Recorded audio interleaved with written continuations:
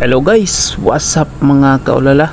Tit upload ay ni tuning kuan na inagkuan renovate sa kanal diri mga kaulala. So ang among gibutang diha nga imburnal kay naapil man na diha sa widening sa kalsada. So ang gipailis ana kanang imburnal mga kaulala. So among gibutang nga imburnal upat ka buok kay para sakto lang siya sa gate mga kaulala.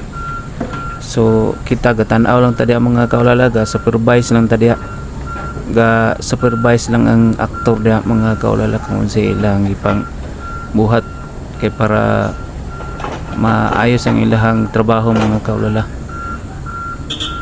Nag-prepare day ko na mga kaulala while nagtrabaho sila mga kaulala. Nag-prepare na ko nagpang snack. Ang snack pan lang mga kaulala. Pan ra kung ipa-snack na kay simiipit na mga kaulala. Tama ra ng pan mga kaulala, at least nakapag kuanta na kapag pa-snack sa ilaha. Mao na pinaka-importante di mga kaulala. So kana agihan pa na unya og kuan mga kaulala kanang pison. Kuyaw kayang driver na sa pison mga kaulala kay tigulang na mga kaulala.